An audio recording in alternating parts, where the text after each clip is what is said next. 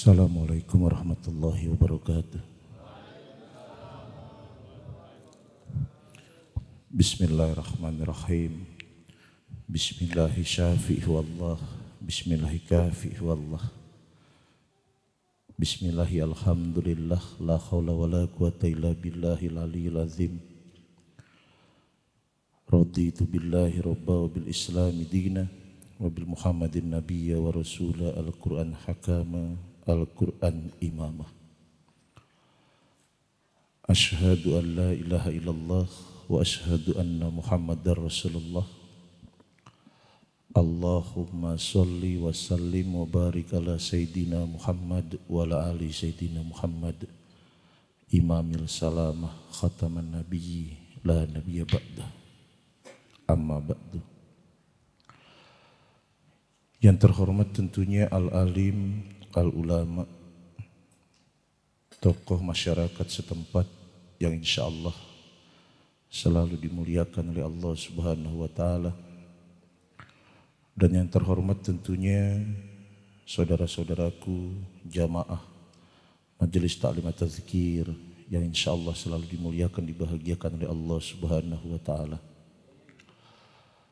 Alhamdulillah, bersyukur kepada Allah. Malam ini berkumpul, bertatap muka, berpandang rasa, mengikat tali silaturahmi dalam rangka belajar memperbaiki diri agar diri ini ke depan semakin baik dan baik.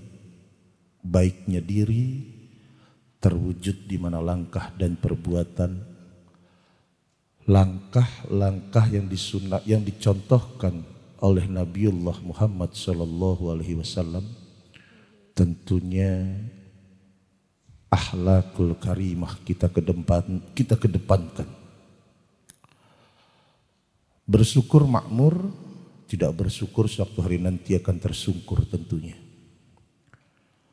Yang terhormat, subhanallah, tidak lupa kita bersolawat kepada Rasulullah sallallahu alaihi wasallam yang kita nantikan syafaatnya fid din wal akhirah. Saudaraku rahimakumullah, saya boleh tanya? Boleh nanya enggak? Jawab serempak ya. Yang di depan saya sama yang di belakang saya ini orang Indonesia bukan? Yakin? Cinta sama negaranya enggak? NKRI harga? Jangan ditawar-tawar. Alhamdulillah, malam ini malam 17 Agustus. Malam yang dimana besok sang proklamator menyatakan negara Republik Indonesia merdeka. Saudaraku rahimakumullah, kita ini sudah merdeka belum? Sudah? Yakin? Negaranya yang merdeka. Tapi kita masih dijajah oleh hawa nafsu. Kita masih dijajah dengan sifat serakah, masih terjajah dengan bakhil, masih terjajah dengan malas, masih terjajah dengan hawa angkara murka pemarah. Betul? Pemarah itu sifatnya siapa? Setan. Berarti kita masih kalah sama belum merdeka dari Alhamdulillah. Puas gak dijajah setan?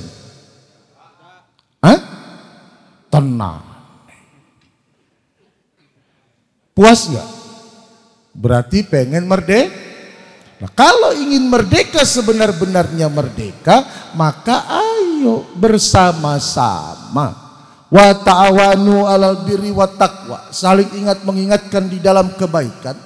Kalau memang ingin benar-benar merdeka, maka ayo berikrar kepada Allah Subhanahu wa taala, bersumpah kepada Allah Subhanahu wa taala, akan kubuang ya Allah sifat serakahku, akan kuhancurkan, akan kutindas ya Allah, akan kukalahkan amarah angkara murkaku.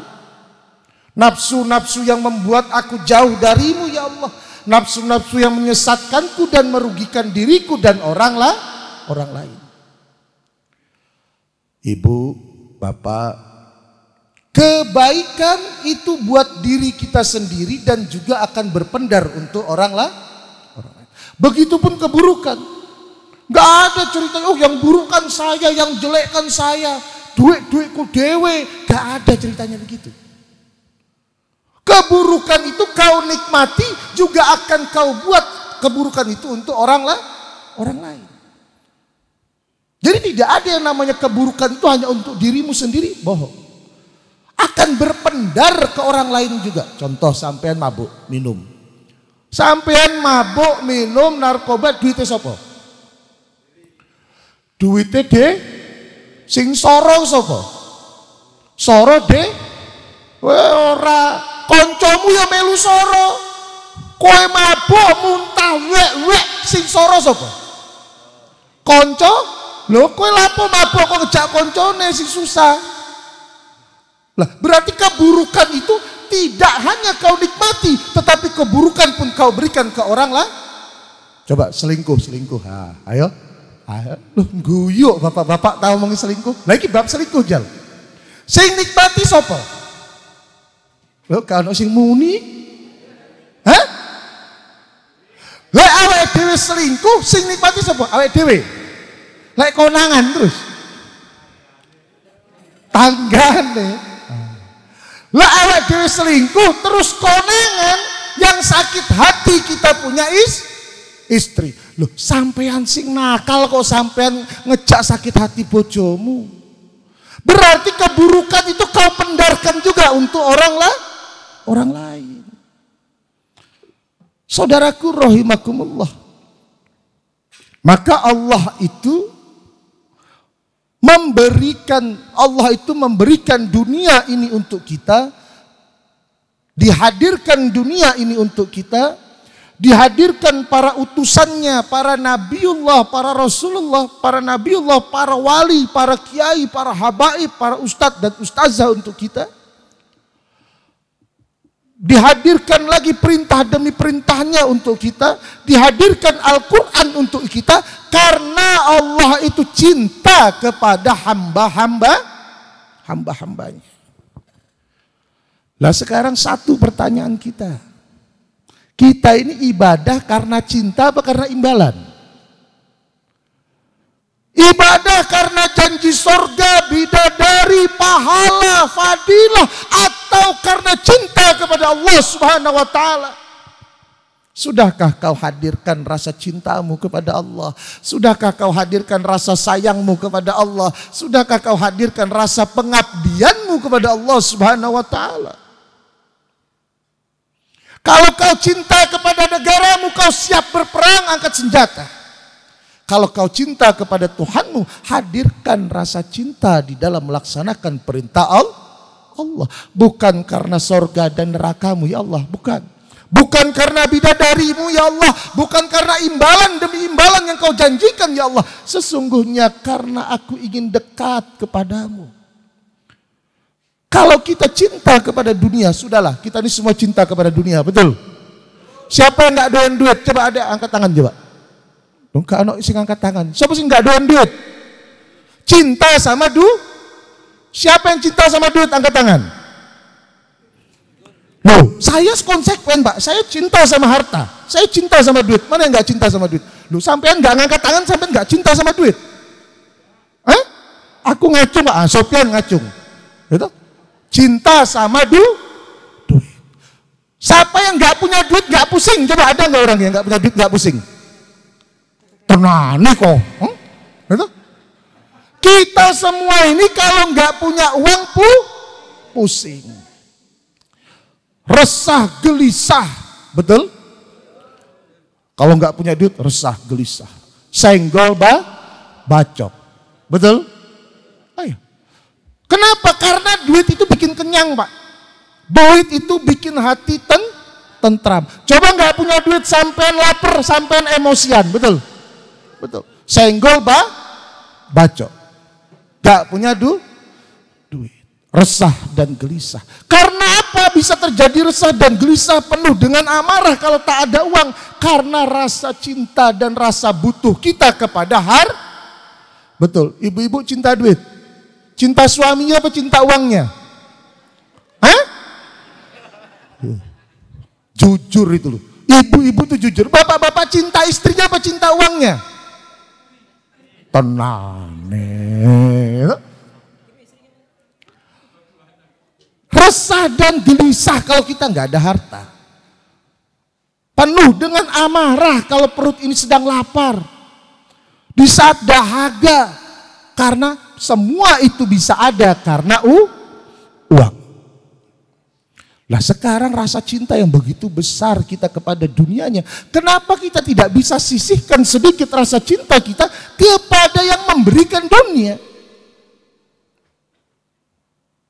Kenapa kok kita belum resah dan gelisah apabila kita meninggalkan perintah Allah Subhanahu wa taala? Kenapa kita belum resah dan gelisah kalau kita tidak bersolawat kepada Rasulullah? Kenapa kita tidak resah dan gelisah kalau kita tidak membuka Al-Quranul Karim? Kenapa kita tidak resah dan gelisah kalau kita tidak memanggil-manggil nama Allah? Sedangkan jelas yang akan menyelamatkan kita nanti adalah Allah Subhanahu wa taala. Apakah harta yang menyelamatkan kita? Coba saya tanya, harta menyelamatin kita enggak? Salah, nyelamatin. Harta itu menyelamatkan kita apabila harta kita pakai bermanfaat. Kebaikan yang berpendar untuk orang lain. Maka sholat itu adalah kebaikan. Apabila kebaikannya sholat itu sudah masuk ke dalam jiwa dan raga, sholat itu terjadi tanha anil fasa wal mungkar. Berarti di saat kau sholat sudah tercegah sifat mungkarmu, maka yang ada dalam kehidupan arifmu, sabarmu, bijaksanamu, dermawanmu, keadilanmu itu kan hadir di dalam kehidupan. Nah caranya supaya hadir di dalam kehidupan bagaimana? Sisihkan sedikit cinta duniamu, sisihkan sedikit cinta yang lain-lainmu hanya kepada Allah Subhanahu wa ta'ala, kepada nabinya, kepada Rasulullah sallallahu alaihi wasallam. Sisihkan lagi cintamu kepada keluargamu, sisihkan lagi cintamu kepada fakir miskin yatim piatu, karena Rasulullah cinta yatim piatu dan fakir miskin. Saudaraku rahimakumullah yang berbahagia dan selalu dibahagiakan oleh Allah. Allah berfirman, bismillahirrahmanirrahim. Ya ayyuhalladzina amanu la tulhikum amwalukum walau auladukum an dzikrillah wa may yaf'al dzalika faulaika humul khasirun. Jangan, kata Allah, kalau kamu beriman, jangan lengah dengan hartamu, jangan lengah dengan jabatanmu, jangan lengah dengan usahamu, jangan lengah dengan keluargamu. Kalau semua ini membuat engkau lalai dari Allah, kamu rugi. Orang rugi itu bangkrut. Orang bangkrut itu miskin. Sudah miskin harta, miskin ilmu, miskin dari berbuat baik. Akhirnya apa? Akhirnya kafir. Kafir itu apa? Kafir itu sia-sia hidupnya di bumi Allah Subhanahu wa taala. Ada yang kaya harta, dia miskin akhirat. Alhamdulillah mungkin dengan kaya hartanya dia bisa berbagi walaupun dia belum beribadah kepada Allah. Tidak menutup kemungkinan suatu hari nanti hasil berbaginya itu mendatangkan hidayah bagi dirinya sehingga dia bisa dekat kepada Allah. Akhirnya terjadilah kaya hartanya, kaya akhiratnya, kaya dunianya, kaya akhiratnya. Ada yang miskin dunianya tetapi dia dekat kepada Allah. Alhamdulillah miskin dunianya, kaya akhiratnya. Ada yang kaya hartanya tetapi dia tidak dekat kepada Allah. Masih rodok mending Pak, cek sugih nang dunya walaupun nang akhiratnya dia bakalan kere. Lu sing welek iki wis gak duit, gak tahu ibadah, itu kerjaannya nesu ora tahu bersyukur kepada Allah. Wis kere awakmu, kere pula kelakuanmu. Sampean bagian yang mana, Pak?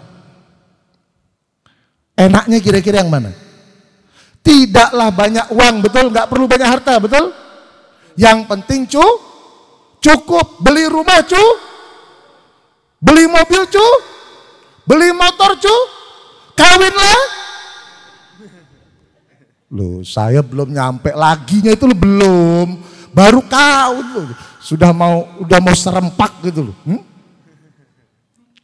Yang enak itu cukup bersyukur kepada Allah dengan apa yang dihadirkan oleh Allah Subhanahu wa taala. Akhirnya terciptalah raditu billahi rabba wa bil islami dina wa bil muhammadin nabiyya wa rasulah, Al-Qur'an hakama, Al-Qur'an imama. Redha ya Allah, ikhlas ya Allah dengan ketentuan-ketentuanmu. Apapun yang kau hadirkan di dalam kehidupanku ya Allah, susah dan senang sakitku, aku ikhlas ya Allah. Karena aku yakin ini adalah kehendakmu yang terbaik untukku. Lek awak dewe durung Pak, kalau saya belum Pak, saya ini kalau sudah nggak ada uang, subhanallah, resah gelisah kayak cacing kepanasan. Saya lek sampean niki boten nggih? Hah? Sama berarti? Oh ya, gak beda maksud saya, sama nggih, sama. Maka bersama-sama ayo saudaraku rahimakumullah, ayo kita perbaiki Pak. Bagaimana cara memperbaikinya? Hidupkan rasa cinta kepada Allah, hidupkan rasa takut kepada Allah, hidupkan rasa malu kepada Allah. Kalau kau bisa cinta kepada ciptaannya, kenapa begitu sulit untuk mencintai Sang Pencipta? Kalau kau bisa malu kepada ciptaannya, kenapa kau tak bisa malu kepada Sang Pencipta? Kalau kau bisa takut kepada ciptaannya, kenapa kau tak bisa takut kepada Sang Pencipta? Saudaraku rahimakumullah yang berbahagia dan selalu dibahagiakan oleh Allah. Saya ini kalau ngaji di depan generasi muda kayak di belakang saya ini, saya itu gemeter. Kalau saya ngaji di depan generasi muda seperti yang di belakang saya, yang cantik, yang gagah, yang pintar, yang tampan, yang di belakang saya ini gemetar. Sampean mau tahu kenapa saya gemetar? Mau tahu nggak sampean? Hah? Kenapa saya gemetar kalau ngaji di depan generasi muda? Karena mereka ini calon jenderal Pak suatu hari nanti. Mereka ini bisa calon presiden Pak. Mereka bisa jadi calon pejabat. Mereka bisa calon kiai suatu hari nanti. Mereka lah penerus kita 20-30 tahun yang akan datang. Dan betapa luar biasanya, kenapa bergetar batin saya, kenapa bergetar jiwa saya ngaji di depan mereka. Karena mereka anak-anak muda yang dicintai oleh Allah Subhanahu wa ta'ala. Jadi ada hadis begini, Allah suka, Allah sayang, Allah cinta kepada hamba Allah yang mau ibadah. Tetapi kata Allah, kata Nabi, tetapi Allah lebih sayang, lebih cinta, lebih suka kepada anak-anak muda yang mau ibadah, mau melaksanakan perintah Allah. Bertanya sahabat, kenapa ya Rasulullah? Kata sahabat, kenapakah Allah lebih cinta kepada anak-anak muda, sedangkan kami ini sudah tua-tua, sudah berperang, sudah melaksanakan perintahmu, sudah menjalankan sunnahmu ya Rasulullah.